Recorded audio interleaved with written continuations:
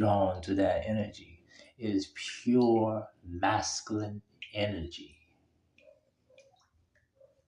And that is what she craves and desires to submit to each and every single time she thinks about a man, each and every single time she thinks about the perfect man, the guy, whatever the fuck it means.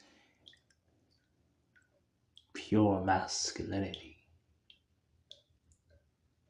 And the woman knows whenever that energy comes up, she'll know when she feels it. You dig? So,